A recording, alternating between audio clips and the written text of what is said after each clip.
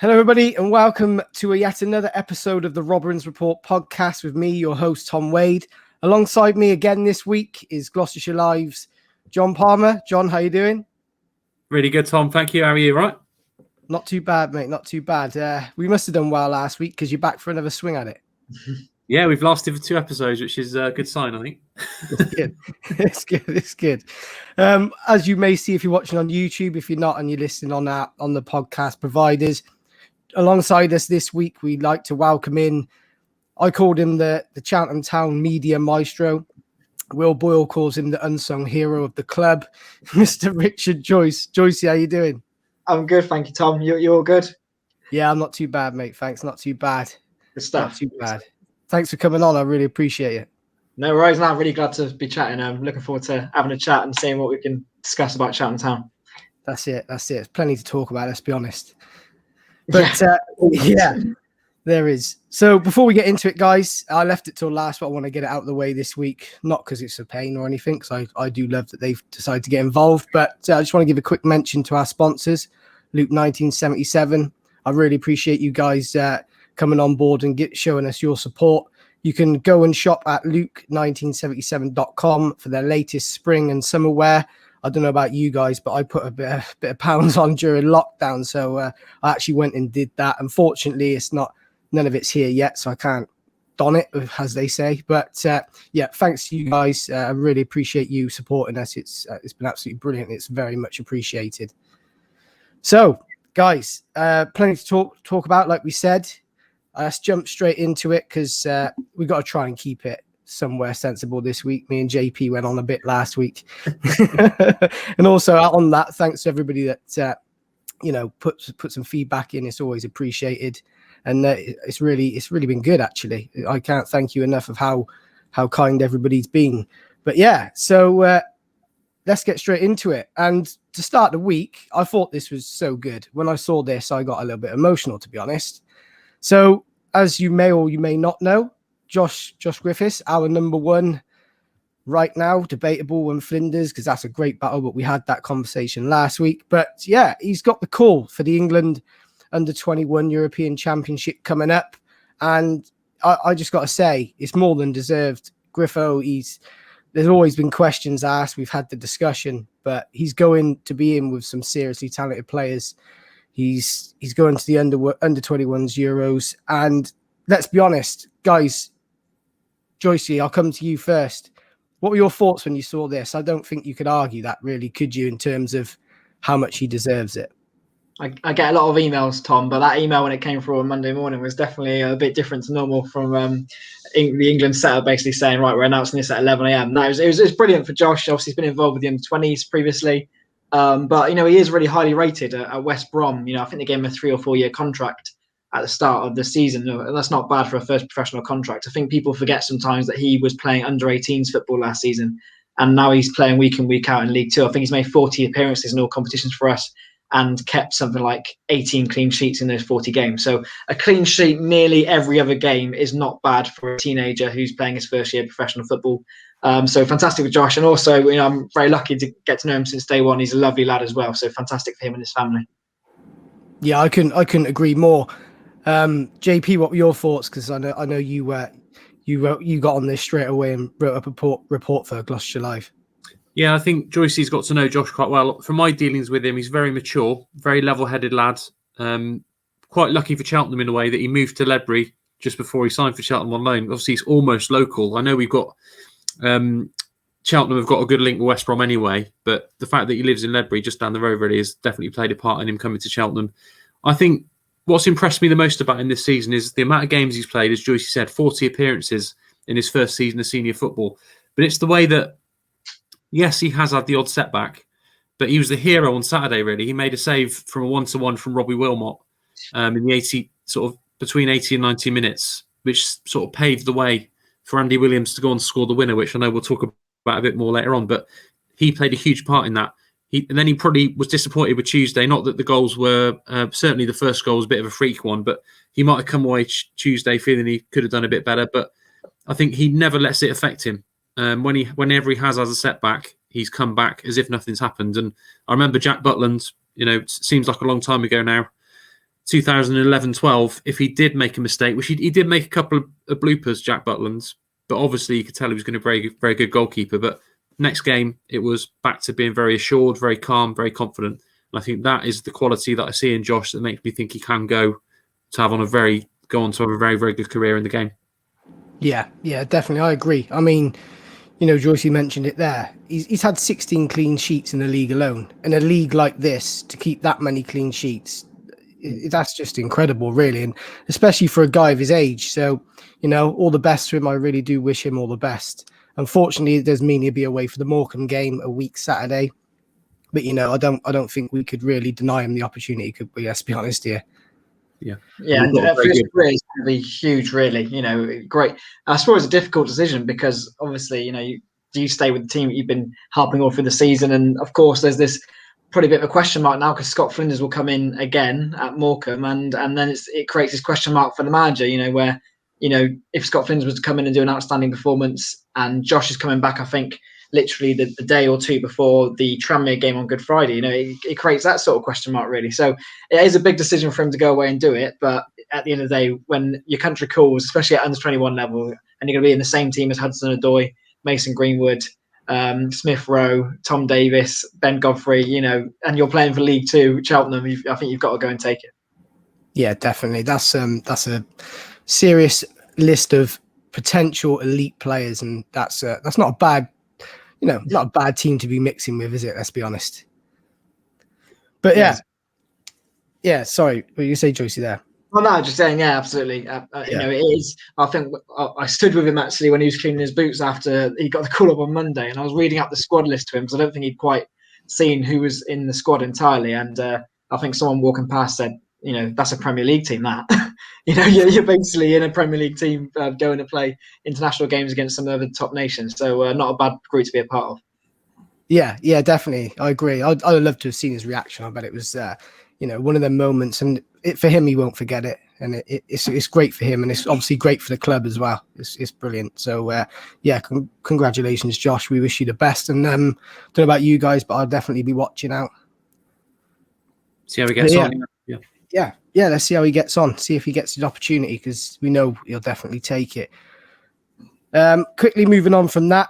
Obviously, it's Thursday. We record. Duffy spoke this morning. Pretty much, we'll get into a little bit later on what he said about Salford. There was something I found quite interesting that he really didn't like, but we'll see about that later. But as we like to do, injury updates wise, so just a quick overview. I mean, me and JP were talking just before, and Duffy said himself, there's no fresh injuries at all. So the squad as it is fit. Obviously, Lloydie's still missing with his concussion. Word is it's 19 days. JP, you said 19 days from the Exeter game. Is that right? I think that's right. Yeah, I think because it was his second one of the season. And as Michael said then, just around about the 3 week mark. And today, I think when he said 19 days on Thursday morning, I think he means from, is that right, Joyce, from when the injury was sustained? Yeah, that's right. Yeah. So he'll probably be looking around the Tranmere game, won't he, that he's potentially going to be back in and around it. So, yeah, it's the right thing to do, even though he might feel like he can play on Saturday. They've got to take those extra precautions because he has had two bad whacks on the head this season, hasn't he? He's a brave lad, puts it in where it hurts. And, yeah, it's a real shame for him because he got his chance and he was taken off at half-time. But, yeah, you've got to do things by the book with head injuries, and it's been in the news a lot recently, hasn't it? You can't take risks with that sort of thing. So hopefully he can come back strong over the Easter weekend. Yeah, definitely. You can't take it's the rest of your career online, isn't it? With you take every precaution you can, protect the players as much as it will be to miss him, because I thought he did very, very well until he had to come off against Exeter. But yeah, so quick recovery to Lloydie. But one thing Duffy did mention as well, there's nobody really close to coming back, which means Rags still out, Boyley still out. Joyce, big list of injuries in terms of what those three guys, including Lloydie, bring to this team. It's going to take some replacing those guys, and especially with the run we've got coming up the next 3 or 4 games. But as we get past Easter, things do start to, ease off schedule-wise. What are your thoughts on these guys missing? Me and John have spoke about it. It must be felt quite big at the club. Yeah, I think, everyone knows over the last two and a bit years that a lot of the success has been built on the formation change. Obviously, Ben Tozer in the middle of the back three, but a big part of that has been Will Boyle on the left, although, of course, Jacob Greaves was there for a lot of last season. And then on the right, since he's come in, Charlie Raglan. And suddenly, that defensive three that has been such a key part, you're taking out the two wide of the two centre-backs is huge, really. I think we've been fortunate that Sean Long has come in, and now it's just almost as a given that he's playing as a centre-back. Of course, we've always seen him as a right-back or a right wing-back. He played that one game in midfield against Harrogate, and that was seen as a big thing because he's playing in a different position. Well, now he's played as a central defender for several games, not just on the right, but also on his probably less familiar left as well, and done a great job. So we've probably been very blessed that someone like Sean Long came back from his injury at the right time and also has that sort of footballing ability and brain to step into that role and do such a good job. And then, someone like Lewis Freestone's come in and he's had to be really patient this season, but he has had some great opportunities. I think, John was speaking to him the other day at our press conference, and, he played against Man City. He played in some of the League Cup games against Peterborough. He's played in the FA Cup games against Crewe. So he's played against some top teams this season and done well. So, great to have Lewis there. And of course, he's left-footed as well. Left-footed central defenders aren't the easiest thing to come by. And it was great to have Lewis in the background there. And of course, Grant Horton, who came off the bench and did really well at Cambridge, been doing really well with all the different loan spells he's had. Again, a first-year pro like Josh Griffiths. And who knows, he may have a chance to play a part potentially in the remainder of the season too. Yeah, definitely. And I think, JP, that's something you mentioned, wasn't it? Everybody now has got to play a part. Whoever it is, now's the time to put forward your case. Yeah, I think to go to Exeter with that back three changed so much. So Tozer in the middle, Freestone on the left, Long on the right, and keep a clean sheet. That's no mean feat against Exeter, because while Salford have got the best defensive record, Exeter have got the best goal scoring record, haven't they? So to keep a clean sheet there with those three all performing well. And then Tuesday, obviously, they'll be a bit disappointed with the defensive performance. But, Ben Tozer hasn't made many mistakes this season, if you can call it a mistake. It was just a bit of a freak goal for the first one.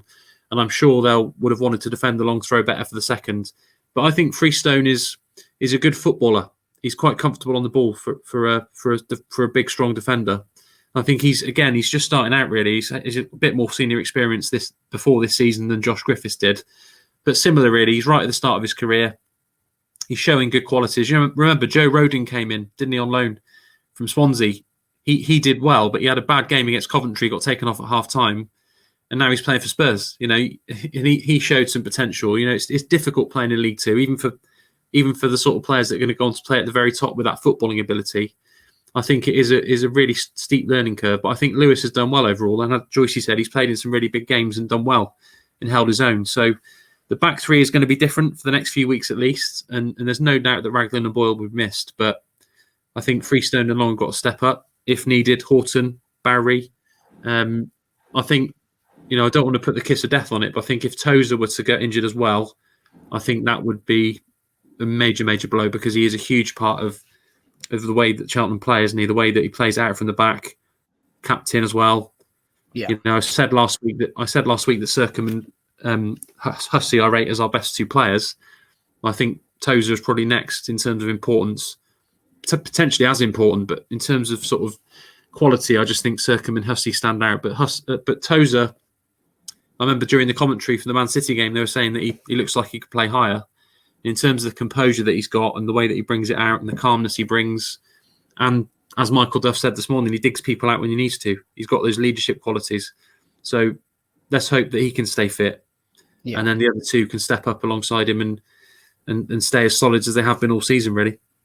Yeah, definitely. And I think we saw that against Exeter, didn't we? Which, speaking of, we will actually move on to talk a little bit about Exeter now. Tozer's ability, you could see against Exeter why he is the captain. I thought, there's no dig at either of them, but I thought there was opportunities where Long looked a little bit shaky to start the game. Maybe we spoke about how good Exeter were going forward with Bowman and Kay. Maybe that was something there, but he soon sorted that out. Toes obviously had a word. You could see it. Obviously, you guys could see it better. We see it sort of, but you get to just see as much as you can. You could see clearly he was directing these guys, pull them as a unit, and telling them, and just coach. It's a bit of coaching as well, on-field coaching.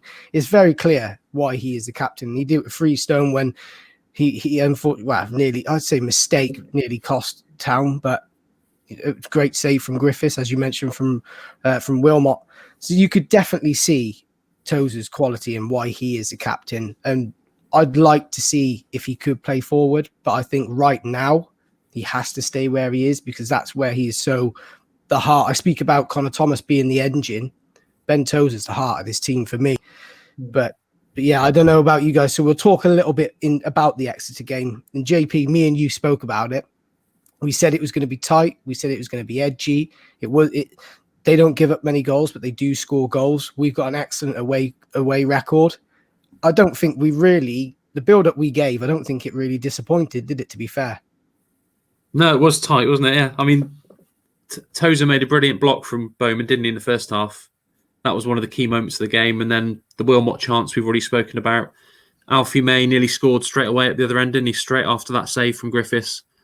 And then I think Michael Duff said he probably would have settled for a point after 85 minutes. But with the Tozer long throw, it's probably a bit of a bonus really to score from a Tozer long throw without Boyle on the pitch. I remember discussing it with both Michael Duff and Andy Williams after the game, and Joyce was there as well. But good to get a set piece from a long throw into the net without the main man Boyle, who's been getting on the end of so many of them this season. But I think it wasn't a smash and grab job, because it wasn't. It's not like Exeter were all over Cheltenham, but they're a very good team, and Cheltenham did have to battle to keep them out. I think it's a really, really big result. It felt like a big result. And I know Tuesday didn't go to plan, but to go to Exeter and win, to stay top, because as the game went into injury time, obviously with the way the other results were going, I think Cheltenham were third. It was a big achievement to go there and win with the players missing that they had, with Lloyd going off at half time. And I was really pleased for Andy Williams as well, because he's been getting a bit of stick this season at times, but he's such a positive influence around the place, and he's so vocal on the sidelines. But he's not sitting there sulking, thinking that he should be in the team ahead of Sam Smith. He's encouraging Sam Smith. He's non-stop really, Joyce, isn't he, on the touchline? You can hear his voice probably more than anyone's other than Michael Duff, and it was really pleased for him to get that goal. Although some players were giving him a bit of stick trying to take it off him, I think it was his goal. Yeah, no, it was brilliant for Willow. For me, that game was almost like an expectation. Going into 90th minute, 0-0, you start to think, a 0-0 where Exeter isn't a bad result. Very good team, always right up there, good quality, and you're away from home. You always take a point away from home, and then suddenly ball gets launched in the box. Andy Williams nods it or glances it in, and it's almost like it was a bonus 2 points suddenly. So it was a real. I was buzzing coming away from that game, because I think if you'd come away with a 0-0, you would have gone off. Fair enough. But coming away with 3 points was fantastic. And like Jon said, delighted for Willow, who is a lovely chap and has worked hard this season. And of course, hasn't had as many opportunities recently. But when he has had them, he's done everything he can to try and make an impact.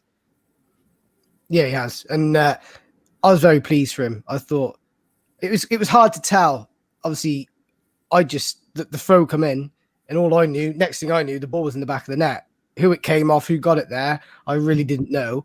Then you see Williams, see Andy Williams rolling away, celebrating. And I was like, wow, he deserved that. He really did. And people forget, I said to JP after the game, people forget that he is our top scorer. And they say, he's our top scorer for a reason, because we haven't got anybody else, this, that, and the other. Absolute garbage. It's absolute garbage, in my opinion, because he is a good player. He's had a solid career for a reason. He's not had opportunities, because you look at what Sam's been doing. You look at what Alfie's been doing. How can you replace those guys? You can't, because you're almost setting yourself up for not saying failure, but for something that could possibly go sideways. So I think for him to come in and take his chance, especially off the bench as well, there's still other guys in this squad that could get on the bench. Alex Adai, Indy Vasilev. There's still other guys that could come in front of him, but he sat there, waited his turn. Duffy's gave his turn, and he's repaid Duffy in that sense. So I was very, very pleased that Williams got the goal. And I think now, hopefully, we can just put that all to bed. All the things that we've seen can just be put to bed, and let's just get behind them, because we don't need that sort of thing. We need to get behind the guys, And I think it's so big for him. It's so big for the club, because once again, it's putting pressure on Duffy to make a decision. It's not so easy that guys are walking into the team like people think they might. So I'm very happy for Williams. And I did actually say that I bet there was nobody else out there happier for him than JP when he scored that goal. I just think in January, for example, if Andy Williams hadn't signed in the summer and we heard that Andy Williams was coming in January, everyone would have been absolutely loving that, because you look at the career he's had. And I know he's into his mid-30s now, towards his mid-30s, but there's a range of players, isn't there? There's Sam Smith trying to prove himself, young lad. George Lloyd, he's having a bit of a breakthrough season, as Michael Duff put it. He's not got a huge amount of experience. I know he's been around the senior setup for a while now, but he's still starting out learning his game. Indiana Vasilyev, you mentioned, he had one loan spell, and it's his very early on in his career. Alex Ardai is very young in terms of Football League experience. Alfie May's been around a little bit longer, but he's still, spent a lot of his career in non-league. I'll say he's not a vastly experienced Football League player. So to have, especially with Ruben Reid going, to have Andy Williams in there with the knowledge, his goal scoring record's pretty good. 8 goals isn't bad considering the amount of games he's played. Look at his career. He's scored some important goals. He's had promotions. He's a really good person to have around. Whether he's starting games or coming on, he's not going to disrupt anything. And I think he's exactly the type of character that you want. And there's quite a few of those at the moment at Cheltenham, that Michael Duff's got at his disposal. So yeah, I was very pleased for him. Yeah, I think there's plenty of characters in this squad.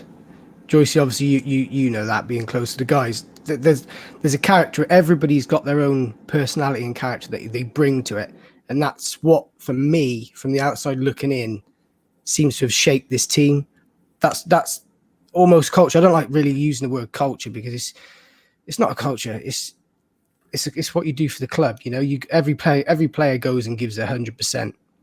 But I think there is a part of that where every individual brings something different, and it just molds together. I think out of all the different football squads I've worked with literally over the last sort of probably 7, 8, 9 years, this is up there with one of the best, if not the best squad, I'd have to say. You literally can walk into any room with them or be anywhere with them, and literally you can have a long conversation and have a genuine chat with any single one of them, whether it's someone who plays every single minute every week and is a star man like Alfie May scoring goals against Man City, or whether it's a young lad like a Tom Chamberlain or a Grant Horton or a Max Harris. You can sit there and just talk to them, and everyone gets on, and it's just so easy to talk to. Last year we had a very good group as well, but even then I'd say there's probably one, maybe 2 players who perhaps you didn't feel as comfortable talking to, or who you weren't interested in having a chat with you. Whereas in this current group, everyone wants to have a chat. Everyone's happy to see you, and that can only mean one thing really, which is that they're together. And adding the quality they've got as well, you can see why we're near the top of the league, or we are top of the league, because we've got that sort of character and the quality as well. So it's a winning combination, and as it's proven to be so far this season, I just hope, for the sake of the fact they're all a great bunch of lads, that they make that count come the end of the season and get rewarded for it. Yeah, definitely. I agree. And talking to count, we made our chance count against Exeter, and I think we could all agree that was 2 points gained, not because the goal comes so late, but it's a result that you wouldn't really have said is a given. 3 points. I said it was going to be a hard battle. I did say, although I will claim this, I did say we'd go there and get a result. So I'm so happy about that. And I did tweet out Saturday morning. I seen a lot of people not even very positive, but I was very positive. I kept it positive on the pod. That's what we like to do. Not because I'm told to, not because or anything like that, because it's how I feel. I've got a certain feeling with this team. They've got that, almost got that ability that they've got a goal in them. They've got the fight in them. And I think to round off the Exeter game, I think we could all agree, huge win. It capitalised on, a couple of the teams around us dropping points. John, you mentioned that at one point we were down to 3rd, and an Exeter goal would have seen us looking up now, really, wouldn't it?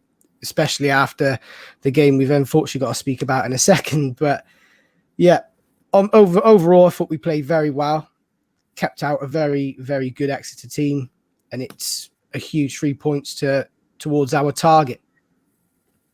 Yeah, first win there since 2012 as well. So 2012-13 season, I think it was. So yeah, it's been a long wait, 8 years or so for the last win there. So not easy, and yeah, massive result. Yeah, massive. I agree. So swiftly moving on to the one that I don't really want to talk about, but hey, we take the rough with the smooth, don't we? So Tuesday night saw Town, I don't know how to put this, go up against a Barrow team that I said, is it more of a mental battle on Tuesday than it is a physical battle on the pitch? No disrespect to Barrow, saying they weren't turning up and have a game. And that, let's be honest, they really did. They did turn up, have a game. Now, the question I've got is this Barrow hoodoo a thing? Because to me, it really feels like they're just one of them teams. And every team, no matter what league you're in, has got a team that they always seem to just, I wouldn't say fail against, but just don't know how to work out. Maybe that's testament to Barrow. Maybe it's, I don't know what else it could possibly be, but credit to Barrow. So Town, as you know, unfortunately lost 2-0. Another opportunity where I felt that a win would have been so big here, not just for the fact to get the away defeat off our back, but more so, we're trying to achieve promotion. And if you're going to do it, a home win against Barrow on a Tuesday night, I'm not saying it's a given, but you'd have fancied us in that. I fancied us in that. Unfortunately, it turns out we didn't get the job done. Joyce, what did you make of this one, mate? Because for me, it was a tough watch, and I must be honest, I take notes every game, and it says a lot when I stop taking notes at halftime. About 4 minutes after halftime. I think we all know how important the first goal in games is, and I think in no season ever before have I ever realised how important the first goal is in this season. I think that's because of the impact of the fact there's no crowds in the stadium and so on, and the way in which games have changed and sort of the mood of games. And so often we score first. And I know when we score first that we're going to get something from the game. Even if it's just a draw, I know that it's very rare that a team's going to come back and score 2 goals against us. And so on Tuesday, when Barrow go 1-0 up, after 2 minutes with a free goal, Barrow, the position they're in, brilliant for them. That's perfect. They've come all the way down to Gloucestershire, 1-0 up within 2 minutes. So they just banked up. And for the rest of the first half, we attacked. I think we hit the woodwork. I think we had about 2 or 3 potential goals cleared off the line. We threw everything at them. And then half-time probably killed us, really, because half-time gave someone like Rob Kelly, who's done an incredibly good job so far. I think he's had something like 6 wins out of his 9 games in caretaker charge over the 2 spells this season. Gave someone like him the opportunity to get the Barrow group in at half-time, and to perhaps have a look at how they could improve in terms of how they were banking up and what they were doing out of possession, because they probably appreciated and realised that we were going to be in possession for most of the second half as well. And, unfortunately, that brilliant attacking force we had towards the end of the first half where we couldn't get a goal couldn't be repeated in the second half. And you have to face it, if we had managed to do what we had done at the end of the first half in the second half, we would have definitely scored, because there's no way Barrow could have held off for 45 minutes with that sort of monsoon of attacking. But Barrow, like I said, they did a job over us at their place just before Christmas. And I think you have to realise as well, they had a really good January. They brought in Ollie Banks, really good midfielder from Tranmere. Tom Davis came in on loan from Bristol Rovers. That's a really good recruit. Jamie Devitt, who came off the bench the other night, another player who's been excellent in League Two for Carlisle and Newport over the years. And obviously got himself a move to Blackpool. So this Barrow team isn't bad. And as soon as you give them that 1 goal advantage, they banked in, made it difficult. And unfortunately, we just couldn't break them down. Frustrating, because you would think, look at the league table, that you should beat Barrow. But of course, League Two football unfortunately doesn't work like that. It's absolutely relentless. And even with Southend, we saw the other week, yes, we beat them 1-0, but they were a significantly better team than the one we watched at their place earlier in the season. Yeah, definitely. I couldn't agree more. It was definitely going to be a tough game. They weren't just going to come down here and sit there and roll over. JP, you agree? That's a fair assessment, I feel. I mean, I messaged you and said, I think it was a half-time, I said, can we pick the ball up and run it in? Because I thought at that point, is that the only way we're going to score? We had so many opportunities. It felt to me as if that period of the game summed up the whole game, as in it just wasn't meant to be. Yeah, it was almost becoming comical just before half-time about how the ball was staying out of the net. I mean, there was the one from, I think Hussey's shot might have touched Sam Smith's head, hit the inside of the post. You had the Sam Smith shot that he was completely off balance, tried to put it in on his left foot. Maybe, if he was right-footed, it would probably been an easy goal, but he was unfortunately had to try and get onto his left foot. He was off balance, didn't get enough power behind it, and it was cleared off the line. There was another one cleared off the line, wasn't there? It was comical, but you got to give Barrow some credit for the way they somehow kept the ball out of the net. I thought Jason Taylor, obviously former Cheltenham, did okay in the centre of midfield, but I didn't think the midfield. I didn't agree with some. I've seen some places that the midfield was a major problem on Tuesday. I don't think it was the midfield's problem. I think it was just unlucky with the chances, because chances were created, and then probably easily avoidable goals. Or didn't, as Michael might have put it, didn't make them work hard enough for the goals. One of them was a cross from the right from 20, 25 yards. That very, very unusual sort of goal that it crept in the far post. And then the second one, I can't remember Cheltenham conceding from long throws too many times this season. Obviously, they spend a lot of time working on trying to score from them. Can't remember them conceding many. I didn't think it was a case of Barrow dominating the middle of the pitch. And I don't think Cheltenham's midfield is that much of an issue. Just for some reason, the ball wouldn't go into the net. There were chance after chance being created in the first half. There was one period where Hussey was absolutely on fire. I'd say 20, 25 minutes into half time, they couldn't get anywhere near him. But again, somehow, despite him having one hit the post, balls into the box, it just wouldn't go in. So just got to put it down to, wouldn't say it was as bad a performance all round as the game at Barrow. But the thing that Michael Duff will be disappointed with is the way they, as Joyce said, Barrow set up in the second half to frustrate, and the Cheltenham ran out of ideas, and the second half was really frustrating because you never really felt a comeback was on the cards in the second half. Yeah, I agree. And I said on Twitter, that's perfect for them. They come straight out after half time, instantly 5 at the back. And I mean, at times, I don't know if you guys noticed it, it was very, very clear to me. At times, there were 9 men behind the ball, 9 men in their own half, 7 behind the ball. I mean, you could be one of the best teams in the league, which I think we are, obviously, but you could be, I don't know, so prolific as a team. That's hard to break down. That's at any level. A team goes 5 at the back, 7 behind the ball, sitting two centre of their midfielders in the centre defence midfield role, and then they get 9 in their own half. And they're just thinking, right, we're launching up the top every time, lone man, try and get a knockdown, try and bring it down, then we'll counter, which I thought they did a good job at, to be honest. That's hard to beat, and I think there was just no way. It just wasn't meant to be, in my opinion. It's just, disappointing, very disappointing. But when you're playing a team like Barrow that gave a good fight, and like I said, go that defensive straight from the off, and you're chasing the game. Unfortunately, the second goal was very disappointing. I'm not going to blame Griffith. I'm not going to blame Loggy. It's just one of them things. Let's put it behind us, move on, and reset. And I think this is a great time to move on from that one now. So looking ahead to this weekend, Town take on. I was going to say this before. So we've had 2 winners of the Papa John's Trophy this year, and this confused me. It's not because I'm ignorant and I don't look at it and I don't think it's important. It's the fact of, I was going to say the newly crowned Papa John's Trophy winners, but then Sunderland next day go and win it. So who's the current title holders? Sunderland, in my opinion. But whatever, neither here or there. So Town take on a Salford team who are pretty much the opposite of Cheltenham. I was doing some digging earlier, looking at some facts and figures, and I like my stats.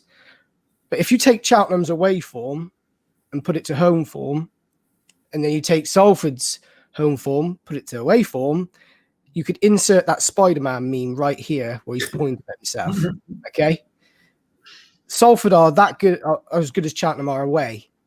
But yet on the road, they're not that great. I think they've drawn two of their last 5.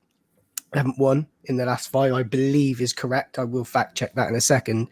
But what are your thoughts, John, heading into this one? Salford on a high, coming in off that trophy win.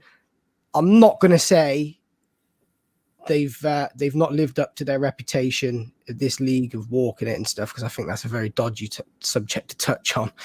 But they've had it tough this year. They sit down in 9th. That's the confidence they need, do you think? Because they're still well within a shout of getting in the playoffs and making their own push for League One. What are your thoughts heading into this one? I think if ever Joyce's point about the first goal being important, is going to come into play. It's going to be Saturday because of their defensive records. If you look at their recent results, and I had a little look through this morning before the press conference, they obviously were very tight in the trophy final, but they managed to get the win. But they are 1-0, 0-0, don't concede many goals. Obviously held Cheltenham to a 0-0 at Moor Lane when Cheltenham were all over them, really, in December. So that should have been a comfortable win, but they managed to find a way to get a point. They got Ashley Eastham at the back, who's former Cheltenham. Enjoyed watching him play on loan early in his career. He looked like he was going to go on to have a good career. Came to Cheltenham in 2009-10, and again in 2010-11, and has gone on to play at a good level. So he's still going. I think he's their captain, or certainly has captained them. But yeah, they're I suppose you can compare them a little bit to Mansfield in that the players they've got in the squad probably should be higher in the league than they are. But they've had a change of manager. Richie Wellens is showing signs of maybe getting it together. He's got a bit of silverware, even if they had to surrender the crown 24 hours later after winning it. But yeah, so they were last year's champions for a day this year. It's a very bizarre situation, isn't it? And that's only could happen in COVID times, really, couldn't it? That sort of thing. But yeah, that they will. I think everyone will probably know they will get promoted at some point. Michael Duff said quite a few times he expects them to do it this year. They don't do it this year. Once again, they'll be fancied to be up there next year, won't they? Because of the investment they've got, the hullabaloo around the club with the owners and everything like that. So let's just hope Gary Neville's as complimentary after the Saturday's game as he was after the game up at their place. Yeah, let's hope so. Let's hope so. And I did fact check that while we was talking. They have actually 2 draws and 3 defeats in their last five away games. They lost 1-0 at Crawley, drew 0-0 with Southend, lost 2-1 to Morecambe, 2-1 to Oldham, and 0-0 with Newport County. So, you look at that and you think there is an opportunity here. They don't score many, but they don't concede many. Technically, we come in as the better team when you look at it in terms of the run we've been on, where we sit in the league. But I don't think it's as transparent as that. And I think you're bang on right where you say you've got to be a bit cautious heading into this one. Joyce, what are your thoughts heading into this? Are we looking at another tight game, or are we looking at just another COVID sort of game? I'd imagine another tight game, to be honest. Salford are the sort of team who need that early confidence. We went to Mansfield away the other week. Yes, Mansfield are having another below par season, but they're the sort of team where if their players with the quality they've got have encouraged from a good start, or perhaps from a good reaction to something. So, for example, Mansfield made a good start against us and were on top for a lot of the first half, and then we came back into it. Then when we went 1-0 up at Mansfield, they got a chance literally within 2 minutes and managed to equalise, and that spurred them back on to thinking, wait a minute, we can get a result here. I think, a team like, I'm talking about Salford, but a team like Mansfield, for example, if you really sort of get after them and their players feel like they haven't got a chance, I think they will. There's an element of them giving up. Whereas for Salford, it's a little bit different in the sense that they still have a huge sniff of getting into the promotion places, and they've now got the trophy out of the way, so they haven't got to worry about that anymore. But, you look at their squad and, some really good individual players, and they're players who played much higher levels. Jason Lowe in midfield.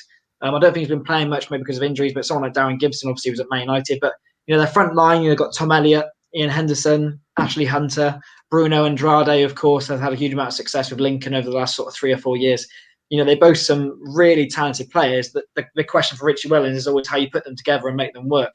It's all very well having the big names, but you've got to put them together and make sure they all combine together and work. So they are the sort of team who can turn it on Saturday. And of course, a team like Cheltenham are there to be shot down. You're going to the top of the table, you want to make a point. Win away at Cheltenham, the league leaders like Barrow did on Saturday, and it sends sort of reverberations around the division. Other teams see that, they see that you can do it, but also they sort of praise you because what a great result that would be. So Cheltenham have to be well aware of that, but I'm fully anticipating a tight game. It was being 0-0 draw. It was tight up there, but yet we were so dominant and we had some great chances, and I think we hit the woodwork twice that day. So I think it's going to be a tight one, edge of your seat stuff. But it should be a good game, really, given the quality that both teams have on show in their squads. Yeah, definitely. I agree. And I don't think one win in the last 6 games justifies, who are turning up on Saturday. Because like you say, they got some great players. You look at like their scoring breakdown. Like you say, Ian Henderson, he scored 11 goals in the league this year. James Wilson, 7. Ashley Hunter, 6. And you got the old guy, Luke Burge chipping in with 3. So they have got goals in their team. It's just getting it out of them. And like you say, Richie Wellens, he's got to find that way. And then Duffy's obviously got to find a way to counter that. I think it'll be very, very interesting battle. And I don't think the fact that we are actually unbeaten under them, 1 game cancelled due to the cancellation of the season, I don't think that'll come into it. There's not really much you could go off when you look back at that. I like to look back at past games and like the recent, let's say over a 2-year period, but you can't really do that with this game. So it really is heading into it. I wouldn't say blind, because you know what you're getting in Salford and you know what you're getting in us. I think it's going to be a very, very tight game. I'd like to think we'd get a result. I'm not saying it's a given either, but I'd like to say it's a result. And I don't say that because I'm saying it every game. Then when it comes off, I look great. But when it doesn't, I've got to come on here and bow my head in a bit of shame. But I think we can get a result. And yeah, they're one of them teams that I look out for quite a bit, because they're an interesting team, aren't they? They're new to the Football League.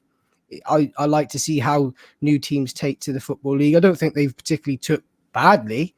It's just maybe it's been a bit tougher than they expected.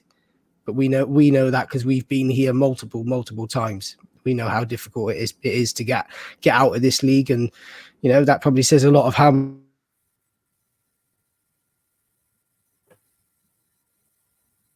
because the top 3 is probably the hardest to break into. So I think we've got to be on our game. I'd like to think that you guys feel that we can get a result. I don't think we're going to sit here and go, wow, it's Salford, we're up against it. We're going to be up against it. Well, will we get a result? Oh, I don't know if we will. I hope you guys are as confident as I am. I'd like to think you are, like I said. So with that, I'm going to ask you both now my favourite part, but I don't like it when I get asked, so I can feel how you feel right now. I'm going to ask you to see how you think this one plays out, JP. I think I went for a draw at Exeter, didn't I? And obviously ended up with a good result. I'm gonna go for a 1-0 win with this one. I think I can see it being decided by either another set piece or maybe a Connor Thomas penalty. I think it will be tight. I think I just had a look at the last 3 games Ashley Easton has played and finished 0-0. So I think 1-0 Cheltenham. I'm going to go. I don't want to be accused of copying, but I think it'll also be a 1-0 to Cheltenham as well. I can see someone like your Sam Smith or something popping up with a goal. I think it will be tight. It's going to be a tough old afternoon, but I'm also expecting a reaction from Cheltenham. Always reacted quite well whenever things have gone wrong, which has been very rare this season. And I think after Tuesday, a reaction will be needed, and hopefully it will come in the form of a Sam Smith winner, just to make my prediction correct. That'd be nice. Yeah, it'd be nice to see Sam score again. It will be. I'm obviously going to go with that.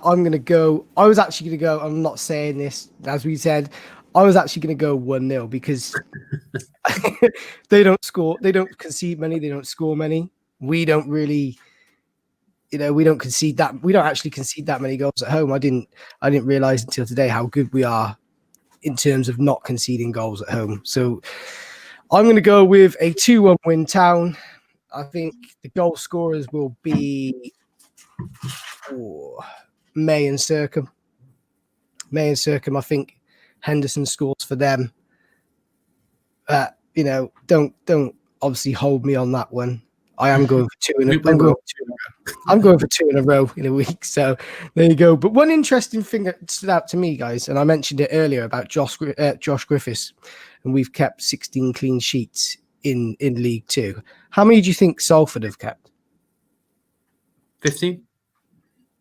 Close. Yeah, I'd go pretty close to that. Yeah, Hladky's quite a good goalkeeper as well. Or are they just ahead of Cheltenham? Because I know their first choice goalkeeper is just behind Josh, but maybe they've had 2 keepers. So are they 17? 16, exactly the same. Same as Cheltenham, yeah.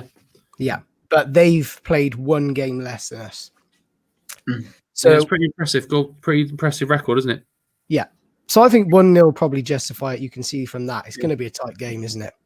I mistakenly said this morning that they'd never been to Whaddon Road before, but they have been to play Gloucester City in 2017. So they have been to Cheltenham before, but they never played against Cheltenham Town here before. So, and obviously the only person who's ever scored in Cheltenham Salford game is Ryan Broom so far.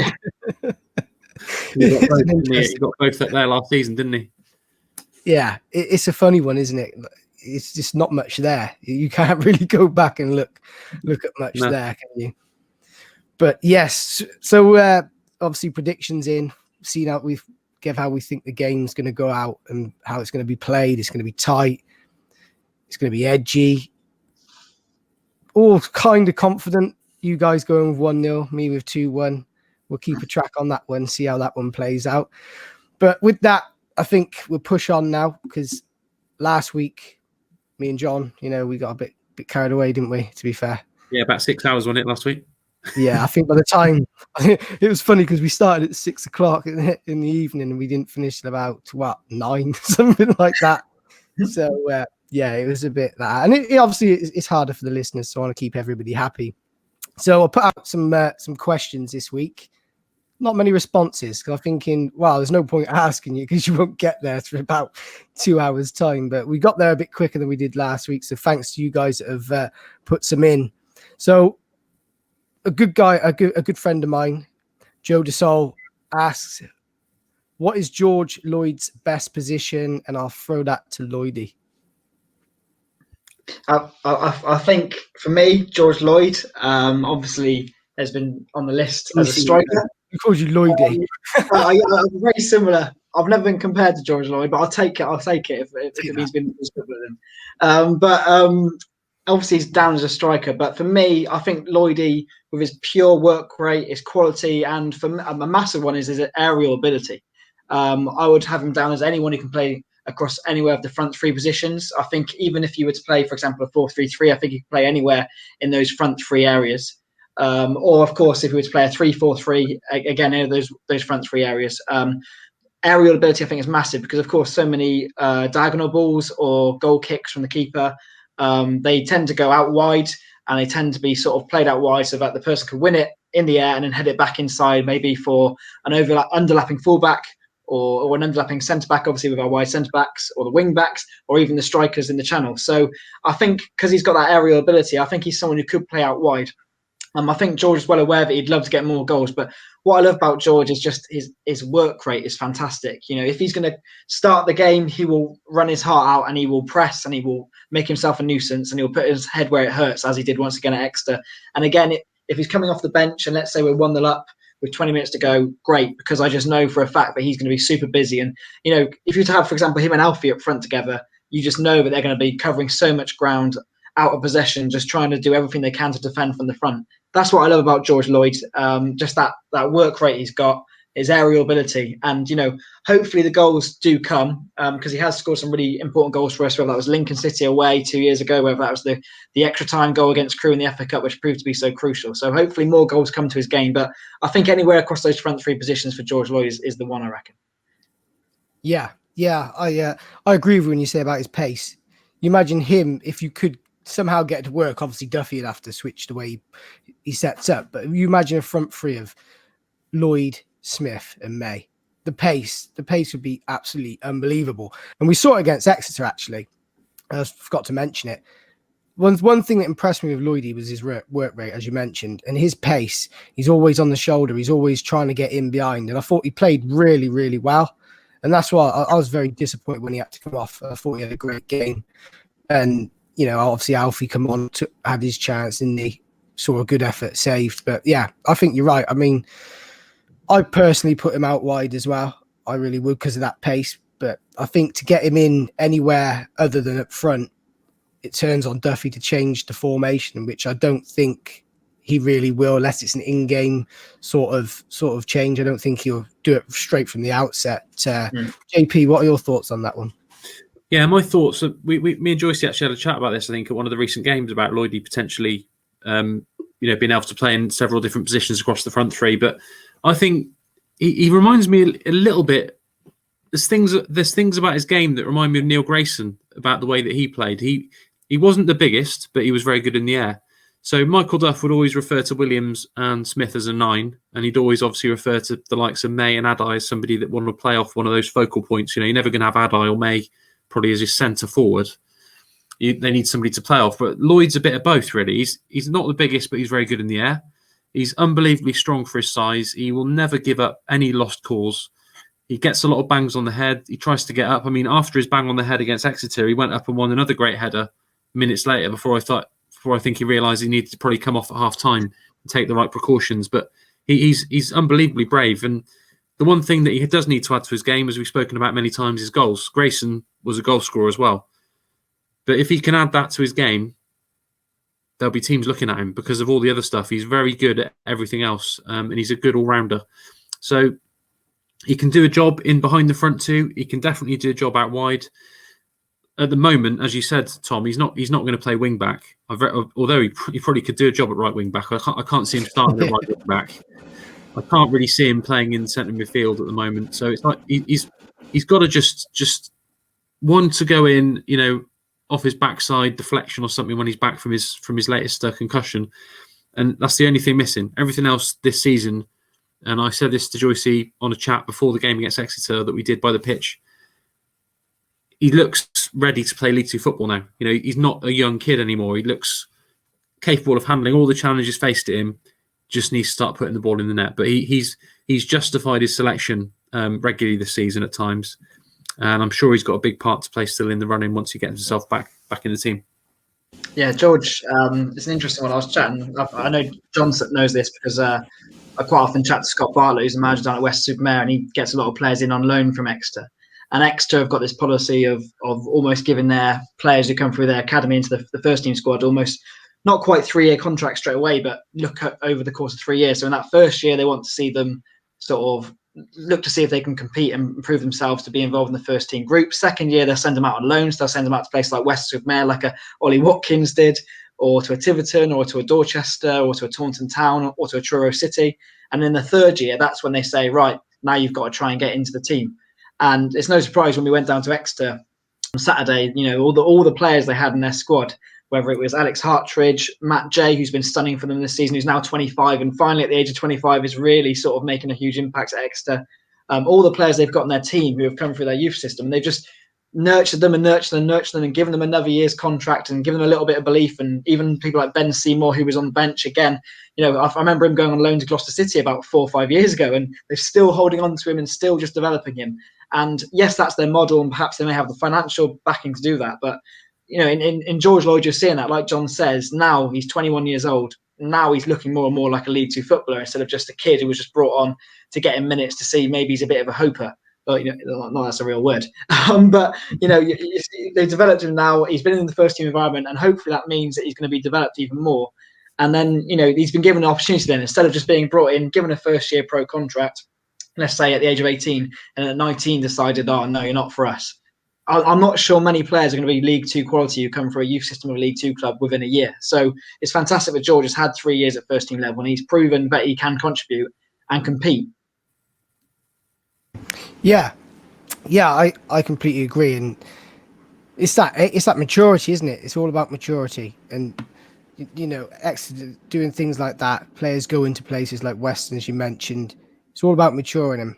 And I think he is. I agree with what you both say. He's starting to show that he is going to be such a good player that could bring a lot to give options at the top, couldn't he? And that he just adds that. And I mentioned earlier about Andy Williams.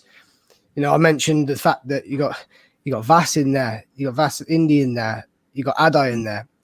And no offense to him, I didn't even mention Lloyd, not because I didn't. I just completely, you just completely forget. You just completely forget that actually. He is a striker. He is going to be in that competition as well. And right now, I think he's putting forward his case to say to Duffy, look, if Alfie's not feeling it or Sam's not feeling it, put me in. I'm ready. And yeah, he's really doing that. And I hope when he comes back, he picks up sort of where he left off and continues to be that player that progresses into a solid option at the top for town. Look at Ollie Watkins now. He's got an England squad there, hasn't he? So, Joyce rightly praising Exeter. Crew get a lot of credit for the way they do it, but Exeter are a good model as well. Hopefully Cheltenham can start bringing a few lads through like Grant Horton and some of the other lads from the youth setup, and, hopefully one day sell a couple on for decent money. Like that Ollie Watkins money is going to keep them going for years, isn't it? So exactly. Yeah, absolutely. Yeah, they're going to be feeding off that. And fair play to Ollie Watkins. He's obviously worked hard from where he's come from to where he is now. That's just an incredible story. So fair play to him. much deserved. So we had one more question in, and I was going to save this one probably for the end of the season, because it's more of a debate than it is a question. It's one of them that deserves a lot of time, probably the whole hour to talk about. So I'm going to actually change it a little bit, but thanks to @Garthwaite14 on Instagram. Obviously, Gavin, we all know Gavin. He asks, best all-time Cheltenham teams and a brief explanation as to why for each player. I don't think we've got enough time for that one. I think that one deserves the proper treatment. So we will, I promise you now, from me, we will hit that one. We will do that one eventually down the road sometime. So what I thought we could do is just, doesn't have to be the best or the all-time. Just pick one of, I was going to ask you guys, pick one of your favourite Cheltenham teams and why it was. So Joyce, straight to you. Okay, well, obviously I've only been at the club for a few years, so I'm probably like that's right. You still got the knowledge, Joyce. You still got the knowledge. Well, I'm probably going to have to be a little bit biased and referred back. Well, I'm not being biased at all here. I'm referring to a team that I'm sure many people would say. But the reason I'm being biased is because it involves someone obviously who I've worked with and I know quite well, and that's obviously the John Finnegan team that got promoted for the first time into what was League One, or back then Division Two. I think obviously you had players who really kicked on in that team. So people like your Martin Devaney's, who went on to obviously have a very good career, but you also had players in that team as well who had been a part of a lot of Cheltenham's success, and perhaps that was their best day or best days in terms of the club, in terms of getting up into the third tier. So obviously people like Steve Book, obviously Russell Milton was around that group as well at that point, Mark Yates, people like that. And then obviously Finnes came into that group a few months before, coming in from Lincoln, taking advantage of the ITV digital crash, and of course went on to play 200 plus games and was just loved by the fans and hugely respected. And obviously I get on really well with Finnes as well. So I think that team and era, obviously Michael Duff and then Shane Duff eventually came into the group a year or two later. Those names, victories, those are the names that I think of Cheltenham, even though that was like sort of nearly 2 decades ago. Those are the names I think of Cheltenham Town Football Club when I sort of think of Cheltenham and their history. Yeah.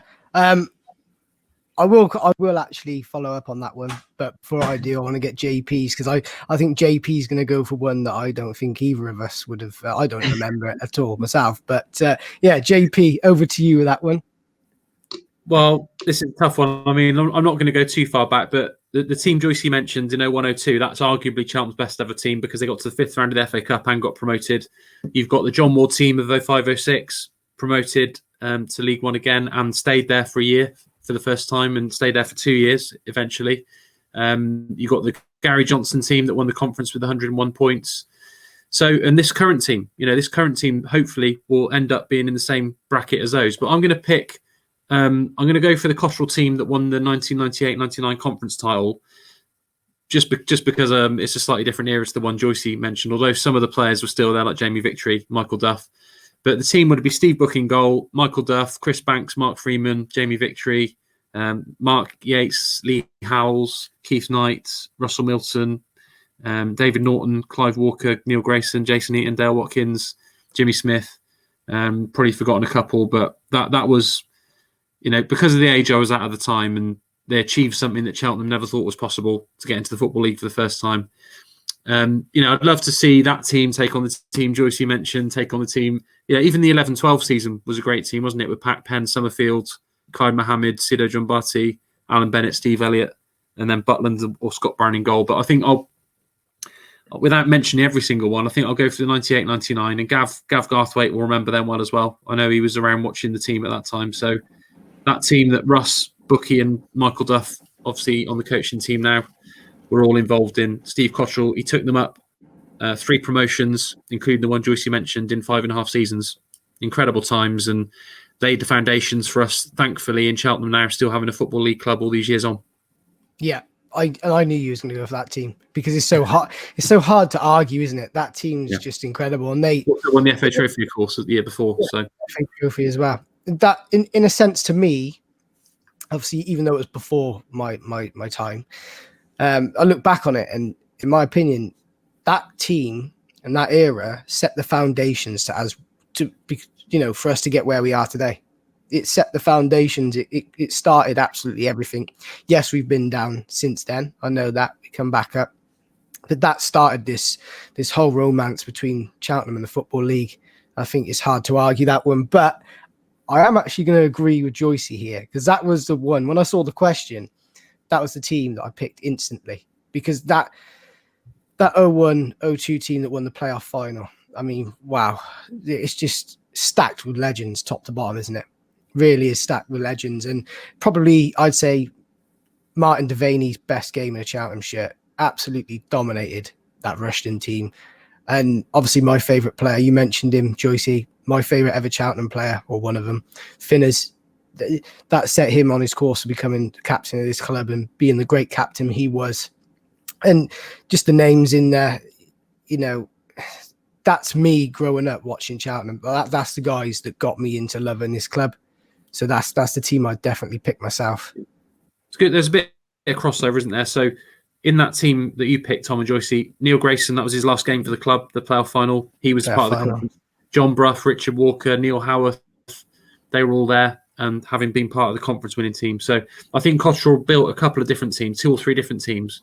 And that one was probably the pinnacle in terms of quality, professionalism. John Finnegan coming in place of the injured Lee Howells, and going on to win another promotion as well under John Ward in 2006. So that team was unbelievable. Great choice, and I'm sure anyone who's old enough to remember that team now would say it's up there with the best teams we've ever seen at Cheltenham. It is, yeah. And I agree with you. That's why I wanted to debate it properly. Well, not debate it, but just go through it a bit better later on, because like you mentioned, John, there's so many good teams. We've had so many good teams put together. There's been the odd bad one. Well, I wouldn't say bad one. The one that didn't work out here and there, but we have been blessed with some quality players, some quality squads. So, I think that's an absolutely perfect way to end the show there. JP, as always, it's a pleasure to talk football with you. I'm sure we'll do it again. Definitely, yeah. And I'd like to hear Gav Garthwaite's dream Cheltenham team at some point as well, so we might have to get him on. Yeah, we'll definitely speak to Gav about coming on for that episode. I'd definitely like to see him involved for that one. But yeah. Cheers, Tom. No problem. Cheers, JP. Much appreciated. Joyce, as Boyley said, unsung hero, keep doing what you're doing. We really do appreciate it as fans. We know how hard you work, and you work your ass off, to be honest, to make sure we're up to date with everything. And I do envy you a little bit. I'd love to do your job, but I don't think I probably could. It'd take a superhuman, and that's why you are the superhero, I suppose. But without blowing too much smoke, thanks for coming on, mate. It's been a pleasure. Trust me, Tom, you could definitely do it. You're halfway there with the podcast anyway, trust me. But now, thanks for inviting me on. I really appreciate it. It's great stuff. Brilliant. Thanks, mate. I really do. I really appreciate it. Thank you both. I'm sure, like I said, me and JP, we would probably do this again. Joyce, always welcome. We'll probably get you back on again as well. Spot on. No, but I'd love to. Yeah. So thanks very much, Tom. Appreciate it. No worries. Thank you. So guys, that'll do it for episode 2. Once again, thanks to both JP and Joyce for joining me. And of course, thanks to our sponsors, Luke 1977. Go shop Luke1977.com. Shop there. Spring summer collection that has actually come out. It came out a couple of weeks ago. If you haven't seen it, go look at my Twitter. The video is just unbelievable. My bank balance was crying as soon as it saw it. But so thanks to those guys. Thanks to everybody who's listened, watched, liked, subscribed, shared it. And also give us some feedback. We really do appreciate you getting involved. And please do get involved. It's not just about us 3 on here. It's not just about me. It's for you, the fans. So this is your show. I want to hear what you guys think, and we will continue to work and bring you the best dedicated Cheltenham Town content we probably could. So thanks very much for listening. And until next week, come on, you Robins.